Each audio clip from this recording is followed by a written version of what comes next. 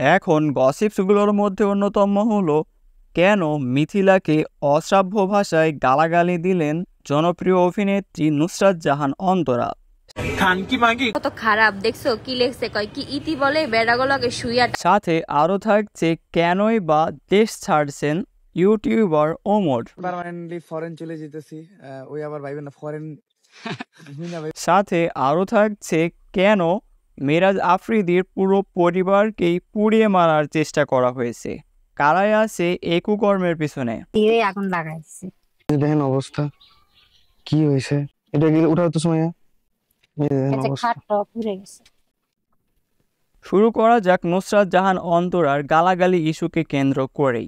সাম্প্রতিক সময় টিম রাকিব হোসেন এবং ইয়াসিন মিথিলার যে কন্ট্রোভার্সি হচ্ছে, এটা আপনারা সবাই কম বেশি জেনে থাকবেন।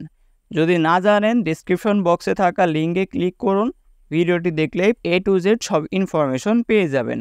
তবে এই কন্ট্রোভার্সিটা কিন্তু শুধুমাত্র কন্ট্রোভার্সিতে সীমাবদ্ধ নেই, এটা নিয়ে মারপিট, কেস কাছারি থেকে শুরু করে বেশ কয়েকটা ফেসবুক লাইভ এবং ভিডিও আমরা সোশ্যাল মিডিয়াতে দেখতে পেয়েছি। তবে গতকাল রাকিব হোসেন তার অফিসিয়াল ফেসবুক পেজে একটা স্টোরি শেয়ার করছিল, যেটার ক্যাপশন ছিল LOL লোল। আর এই স্টোরি আপলোড করার বেশ কয়েক ঘন্টা পর ইয়াসিন হোসেন তার অফিসিয়াল ফেসবুক পেজে বেশ কয়েকটা স্টোরি দেয় রাকিব হোসেনকে ইন্ডিকেট করেই। যদিও রাকিব হোসেনের শেয়ার করা স্টোরিতে হেড ছড়ানোর মতো বিশেষ কোনো ইনফরমেশন ছিল না, এটা জাস্ট একটা ফান স্টোরি মনে হচ্ছিল। তবে ইয়াসিন হোসেন যে স্টোরিগুলো আপলোড করে এটা কিন্তু সিরিয়াস পর্যায়ে পৌঁছে যায়। তবে মেসেঞ্জারে দেওয়া অন্তরাপুর এই ভাইরাল ভয়েস ক্লিপটা কিন্তু বেশ ভাইরালই হচ্ছে। মাগি কত খারাপ দেখছো কি লেখছে কয় কি ইতি বলে বেড়াগুলোকে শুইয়া টাকা ইনকাম করে। মানে মানুষ কতটা নিচু নামলে, কতটা খারাপ হইলে মানে এইসব কথাগুলো মানুষ বলতে পারে।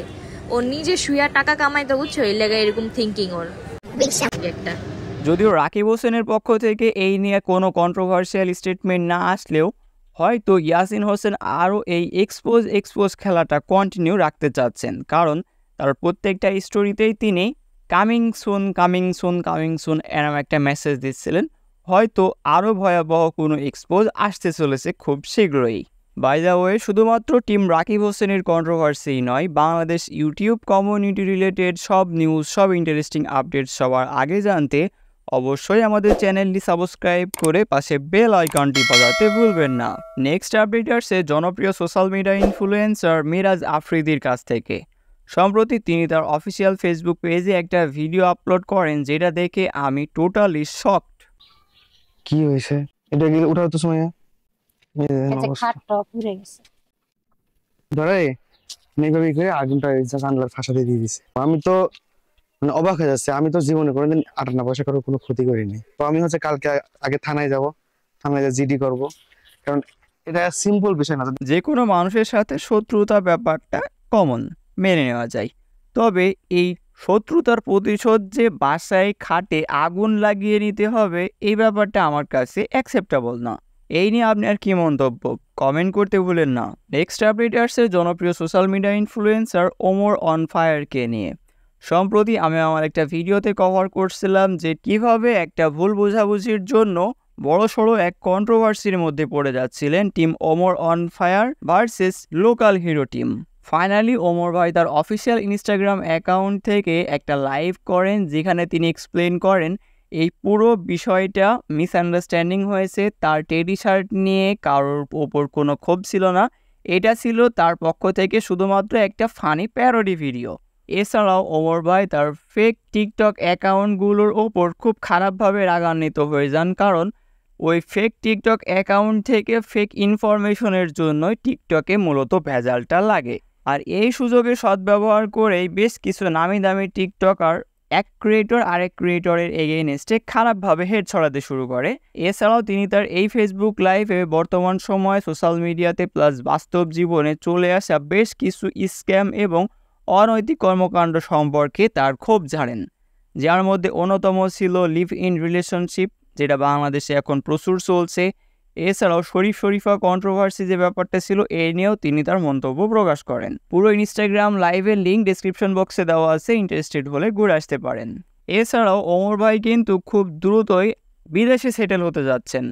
আমরা আমি পার্মানেন্টলি ফরেন চলে যেতেছি। ওই আবার ভাইবেন না ফরেন ভাইবেন না যে মানে পড়ালেখা করবার যেতেছি। আমি ফাইনালি ফরেন চলে যেতেছি, মানে কাজে চাকরি বাকরি করুম বিদেশ যা, মানে এই দেশে আর থাকা হইতেছে না। তো আছি, এখনো মেলা দিন আছি, যেহেতু এখনো সবকিছু ঠিকঠাক। আর ওমর ভাইয়ের জন্য সবাই দোয়া করবেন। নেক্সট আপডেট আসছে আমাদের সবার প্রিয় ইউটিউব চ্যানেল আজাইরা লিমিটেডের প্রত্যয় হিরণের কাছ থেকে। সম্প্রতি প্রত্যয় হিরণ তার অফিসিয়াল ফেসবুক পেজ থেকে একটা বড়সড় অ্যানাউন্সমেন্ট করেন আমাদের জন্য। তিনি লেখেন, the Ajaira limited is loading, coming back all together after 4 years, see you all soon, only on YouTube. কি কন্টেন্ট নিয়ে তার অডিয়েন্সরা ভিডিও দেখতে চায় এই প্রশ্ন করলে অডিয়েন্সরা 58% ভোট দেয় ফানি ভিডিওসের পক্ষে এবং 42% ভোট যায় বদমাইশ পোলাপান সিরিজের পক্ষে। আপনার কি মন্তব্য? আপনি কোনটা দেখতে চান? কোনটা আপনার ফেভারিট? কমেন্ট করতে ভুলেন না। Thanks for watching. নতুন ভিডিও দেখার আমন্ত্রণ রইল। টাটা।